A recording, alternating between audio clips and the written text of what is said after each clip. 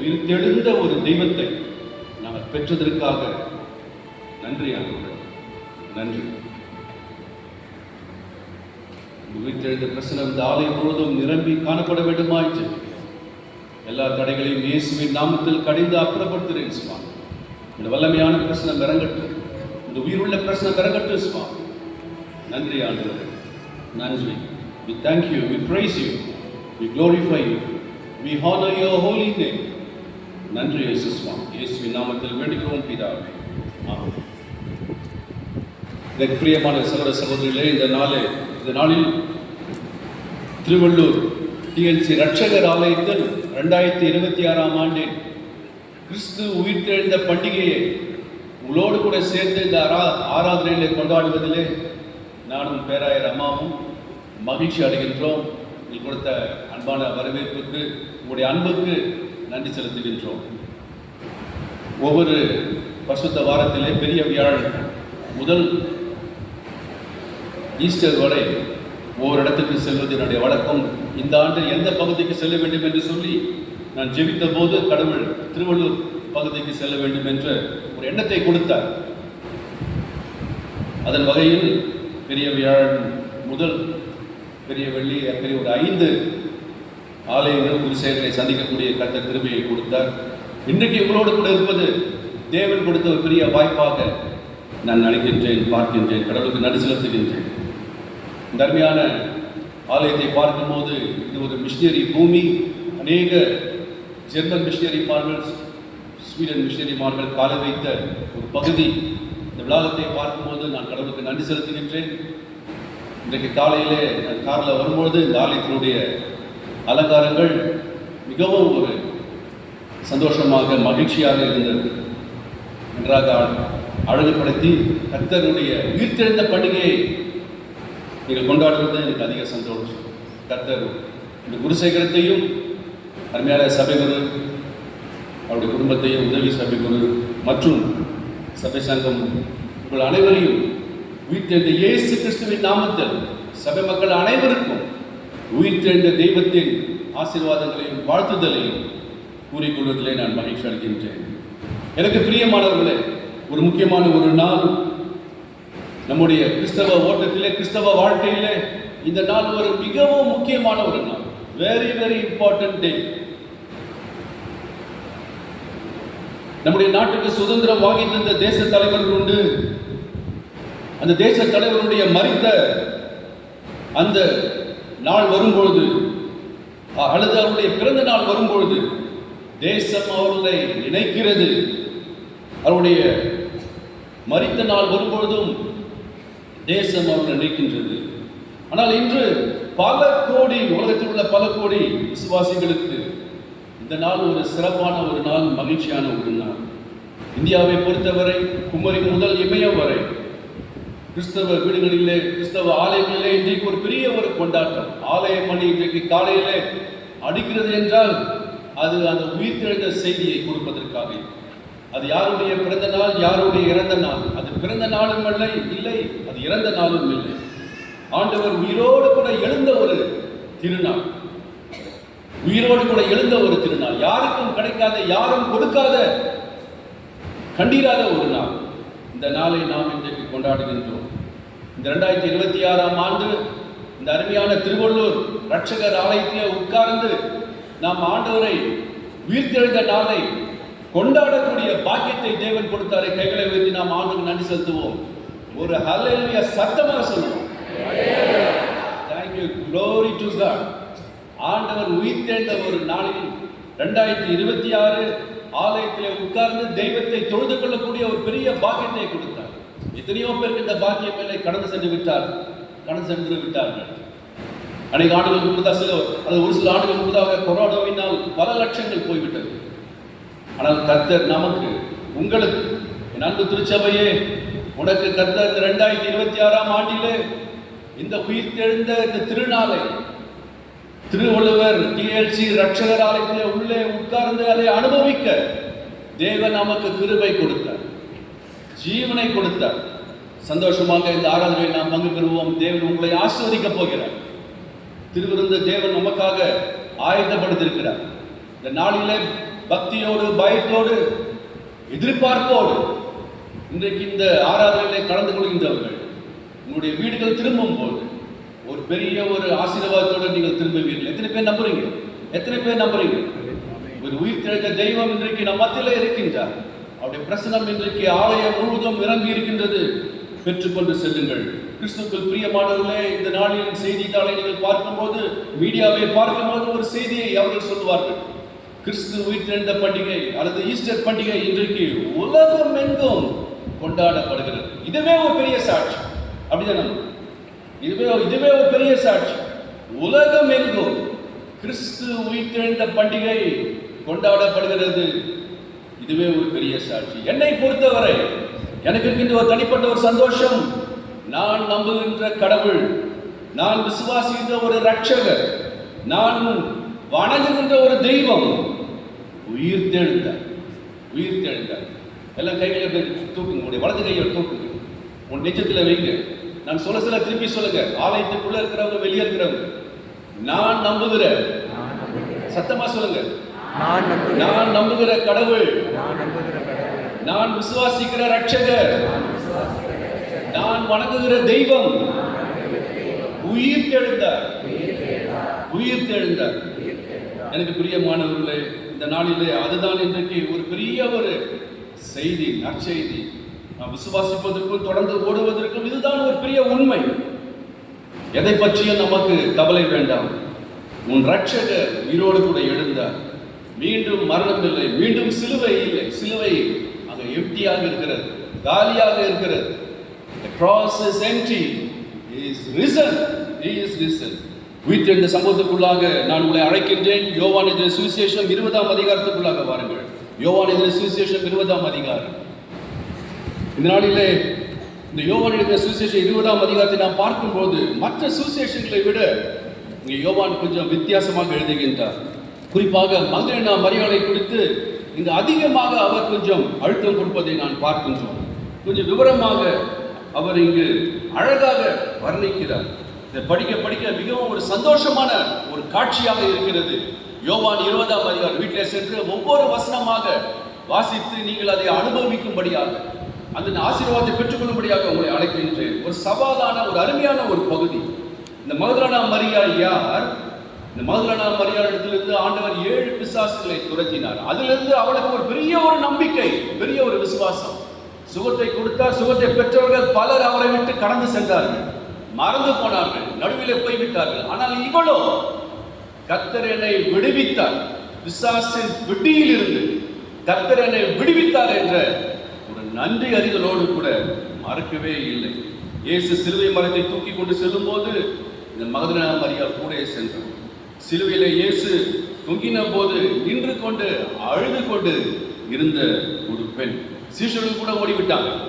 சீஷர்கள் கூட கிட்ட அவரோடு கூட மிகவும் நெருக்கமாக இருந்த சீஷர்கள் கூட ஓடிவிட்டார்கள். ஆனால் இவ்வளோ கூடவே கடைசி இருந்தார். இந்த மரியாளை தான் யோவான் சுவிசேஷன் இங்கு யோவான் 20 எழுதுகிறார். 1ஆம் வசனத்தை நாம் பார்ப்போம். வாரத்தின் முதல் நாள் காலையிலே அதிக இருட்டோடு என்று சொல்லி போடப்பட்டிருக்கின்றது. அது 4 மணியோ 5 மணியோ என்று சொல்லி தெரியவில்லை. இருட்டோடு அவள் இந்த கல்லை தோட்டத்துக்கு வரும். எத்தனை அன்பு பாருங்கள், எவ்வளவு அன்பு பாருங்கள். அவருடைய எண்ணம் எல்லாம் இயேசுவை குறித்தே இருந்திருக்கும். இரவையெல்லாம் அவள் தூங்கியிருக்க மாட்டார். இருதயம் முழுவதும் இயேசுவின் அன்பு, இருதயம் முழுவதும் இயேசுவின் அன்பினால் அன்று இரவு அவள் தூங்கியிருக்க மாட்டார். இருட்டோடே அவள் அங்கு வருவதை பார்க்கிறோம். ஆண்டவர் அவளுக்கு செய்த நன்மைகளை அவள் மறக்கவில்லை. 3.5 ஆண்டுகள் கூட இந்த சீஷர்கள் கூட மறந்துவிட்டார்கள். ஆனால் இவளோ அதிகாலையில் எழுந்து இருட்டோடு அங்கு வருவது. பார்க்கிறோம். என் அன்பு சகோதர சகோதரிகளே, குறிப்பாக அன்பு சகோதரிகளே, உங்களிடத்திலே நான் சொல்ல விரும்புகின்றேன். ஆலயங்களிலே அநேக சகோதரிகளை நாம் காண்பது உண்டு. இன்றைக்கு இருக்கின்ற அனைத்து மக்களுக்கும், குறிப்பாக சகோதரிகளை பார்த்து நான் கேட்க விரும்புகின்றேன். இன்றைக்கு ஆண்டவர் மீது இருக்கின்ற உங்களுடைய அன்பு எப்படியாக இருக்கின்றது? சீஷர்கள் செய்ய முடியாததை பெண் செய்து காட்டினார். கட்டாயமாய் அல்ல, ஏதோ ஒரு வீராவுக்காக அல்ல, ஏதோ பேருக்காக புகழுக்காக அல்ல, அது தானாகவே வந்த ஒரு அன்பு, ஆண்டவரை குறித்து ஒரு தானாக வந்த ஒரு அன்பு. அதனால்தான் அதிக இருட்டோடே அவள் ஓடி வருவதை நாம் பார்க்கின்றோம்.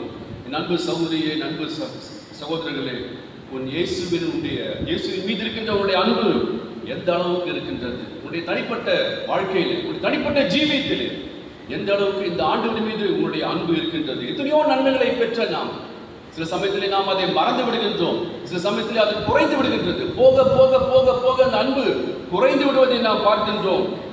ஆனால் இவ்வளோ ஆழமாக மிகவும் உணர்ந்தவளாக அந்த ஆண்டவர் மீது அந்த அன்பை அவள் வைத்திருந்தாள். 1ஆம் வசனத்திலே பார்க்கிறோம், கல்லறையிடத்திற்கு வந்து கல்லறையை அடைந்திருந்த அந்த கல் எடுத்து போட்டிருக்க கண்டாள்.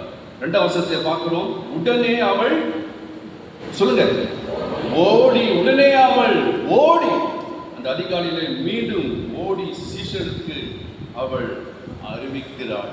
மிகவும் வேகமாக ஓடி சீஷர்களை அறிவிப்பதை நாம் பார்க்கிறோம். எத்தனை துணிவு, எத்தனை தைரியம்! விட்டுவிடவில்லை. சோர்ந்து போன தூங்கிக் கொண்டிருந்த சீஷர்களை தட்டி எழுப்புகிறார், சொல்லுகிறார். தூங்கிக் கொண்டு சோர்ந்து போன, எல்லாம் முடிஞ்சு விட்டது. 3.5 ஆண்டுகள் கூட போனோம், பயணம் பண்ணோம். 3.5 ஆண்டுகள் இயேசுவோடு கூட இருந்தோம். அவருடைய கதை முடிஞ்சிச்சு என்று சொல்லி கதவை பூட்டிக் கொண்டு பயத்தோடு கூட அங்கு இருந்த சீஷர்களை போய் சந்திக்கிறார், தட்டுகிறார். ஒரு பெண் என்று சொல்லி சாதாரணமாக கூட எதுவுமே பார்க்காமல் ஓடி போய் தன்னுடைய பணியை செய்வதை பார்க்கின்றோம். என் அன்பு சகோதர சகோதரிகளே, இந்த நாளிலே கடவுளுக்காக நாம் ஓடுவதற்கு நாம் இன்றைக்கு அழைக்கப்படுகின்றோம். ஆண்டவர் நம்மை அழைக்கிறார். பேதுருவும் யோவானும் வந்து பார்த்து சரிதம் இல்லை என்று அவர்களும் வீட்டுக்கு திரும்பி சென்று விடுகிறார்கள். 10ஆம் வசனத்தை நாம் வாசிக்கலாம். பின்பு அந்த சீஷர்கள் தங்களுடைய இடத்திற்கு திரும்பி போனார்கள். சீஷர்களும் வந்து பார்த்துவிட்டு, ஆமா கல்ற காலியா இருக்குது, திரும்பவும் தங்களுடைய வேலையை பார்க்கலாம், தூங்க போலான்னு சொல்லிட்டு அவங்களும் போயிட்டாங்க. ஆனால் இந்த மரியாள் போகவே இல்லை, அங்கேயே இருந்தால். ஒரு உண்மையான ஒரு அன்பு, ஒரு உண்மையான விடாப்பிடியான ஒரு அன்பை நாம் பார்க்கின்றோம். 13ஆம் வசனத்தை வாசிக்கிறோம். அங்கு யாராவது ஒரு சத்தமா வாசிக்கலாம். அவர்கள் எல்லாரும் சேர்ந்தே வாசிக்கலாம். அவர்கள் அவளை நோக்கி, ஸ்திரீயே, ஏன் அழுகிறாய் என்றார்கள். கேட்டார்கள். போதுமா? அதற்கு அவளுக்கு முன்பதாக அங்கு இருந்த 2 தேவதூதர்கள் அவளை பார்த்து கேட்ட ஒரு கேள்வி, ஸ்திரீயே, ஏன் அழுகிறாய்?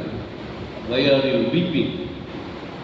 என்று சொல்லி 2 சீஷர்கள் கேட்பதை நாம் பார்க்கின்றோம். 14ஆம் வசனத்துக்குள்ளாக வருவோம், சேர்ந்து வாசிப்போம். இவைகளை சொல்லி பின்னாக திரும்பி, போதும், முன்னாக இருந்து ஒரு சத்தம், ஒரு கேள்வி. 2 சீஷர்கள் அவர்கள் கேட்கின்றார்கள், ஸ்திரீயை ஏன் அழுகிறார்? அப்படி சொல்லி அவள் பதில் சொல்வதற்கு அந்த சமயத்தில் ஏதோ பின்னால ஒரு சின்ன சலசலப்பு, ஏதோ ஒன்று இருப்பதை போல அவள் உணர்கிறாள். பின்னாக திரும்பி முக்கியமான ஒரு வார்த்தைகள். ஆண்டவராகிய இயேசு கிறிஸ்து என்று கூட தெரியாமல் ஏதோ ஒன்று சலசலப்பு, ஏதோ ஒன்று பின்னால் இருக்கிறது என்று சொல்லி அவள் யாரும் கூப்பிடல, பின்னால திரும்பி அவள் பார்க்கின்றாள்.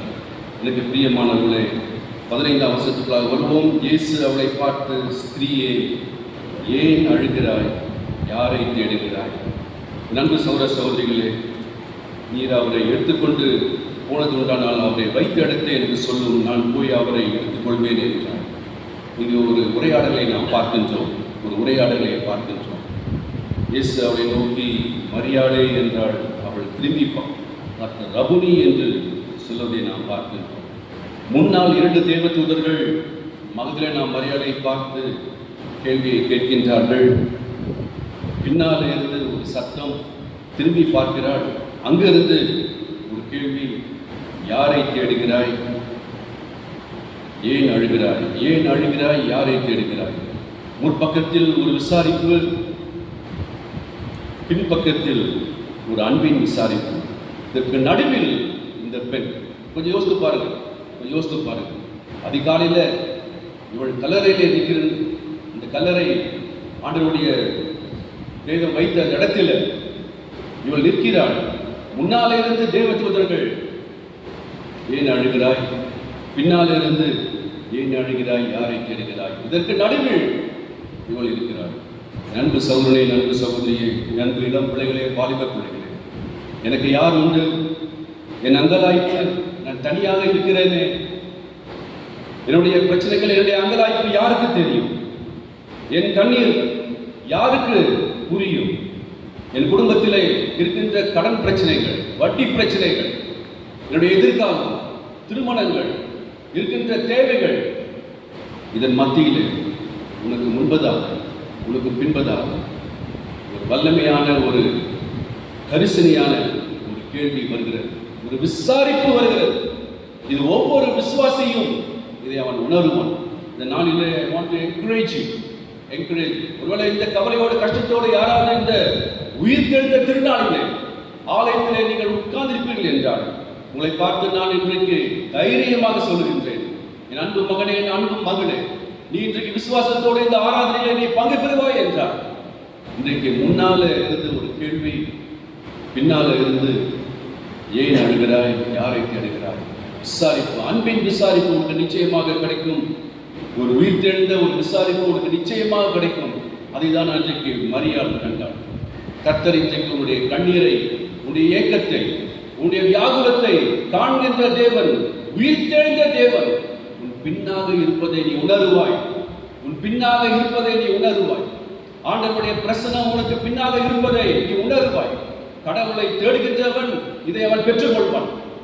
ஆண்டவரை தாகத்தோடு தேடுகின்ற வாலிப பிள்ளைகள், இங்குள்ள அனைத்து வாலிப பிள்ளைகளுக்கு நான் சொல்ல விரும்புகின்றேன், உடைய இளம் வயசுல, இந்த 17, 18, 23, 24 வயதுல நீ அங்கே போது, இங்கே போது, எங்க போது என்று சொல்லி அலைந்து கொண்டிருப்பாய் என்றால், நீ ஆண்டவரை தேடி விசுவாசத்தோடு நிற்பாய் என்றால், உனக்கு பின்பதாக ஒரு கரிசனையான ஒரு விசாரிப்பு உனக்கு பின்பதாக இருக்கிறது. ஆண்டவர் வீட்டில் தெய்வத்தினுடைய பிரசனத்தை உணர்வாய். அவர் உன்னை வழி நடத்துவார். கிறிஸ்துவுக்குள் பிரியமானவர்களே, இந்த நாளிலே நாம் தொடர்ந்து பார்ப்போம். வீட்டிலே இயேசு உன் உள்ளத்தில் வந்துவிட்டால் உனக்கு அற்புதங்களும், உனக்கு அடையாளங்களும், ஒரு புதிய திருப்பு முனையும் உன்னுடைய வாழ்க்கையிலே அது நடைபெறும். நீ ஆண்டவருக்கு முக்கியத்துவம் கொடுக்க ஆரம்பிப்பாய். அதற்கு பிறகு உன்னுடைய வாழ்க்கையின் எதிர்காலம் அது வித்தியாசமாக இருக்கும். கடவுளுடைய பிரசனத்தை, கடவுளுடைய பிள்ளைகளுடைய ஐக்கியத்தை நாடி நீ செல்லுவாய். சபையில உனக்கு ஒருவேளை பொறுப்பு கொடுத்தாலும் கொடுக்கப்படாவிட்டாலும், ஒருவேளை கிடைத்தாலும் பதவிகள் கிடைத்தாலும் கிடைக்காவிட்டாலும், ஆண்டவருக்காக செய்ய வேண்டும் என்ற ஒரு ஆழமான ஒரு விசுவாசம் உனக்குள்ளாக இருக்கும். பிரியமானவர்களே, அது மட்டும் இல்லாமல் கர்த்தருக்கு முதலிடம் கொடுப்பாய். உன்னுடைய ஜீவியத்துல கடவுளுக்கு நீ முக்கியத்துவம் கொடுப்பாய். ஒருவேளை இன்றைக்கு உனக்கு இருக்கின்ற சில பழக்க வழக்கங்கள் மறைந்தே போகும். இன்றைக்கு உயிர்த்தெழுந்த நாள் 40 நாள் கட்டுப்படுத்தி கொண்டிருந்த சில காரியங்களை மீண்டுமாக துவங்குவதற்கு இது ஒரு வாய்ப்பாக இருக்கும் என்று சொல்லி இன்றைக்கு எல்லாரும், சில பேர் இன்றைக்கு ஆவலோடு கூட இருப்பார்கள். 40 நாள் முடிந்து விட்டது, என்னப்பா 40 நாட்கள் முடிந்து விட்டது, இனி நான் மீண்டுமாக துவங்க போகின்றேன், மீண்டுமாக ஆரம்பிக்க போகின்றேன், விட்டதை ஆரம்பிக்க போகிறேன் என்று சொல்லி ஒருவேளை இன்றைக்கு காலை அந்த ஆராதனையில்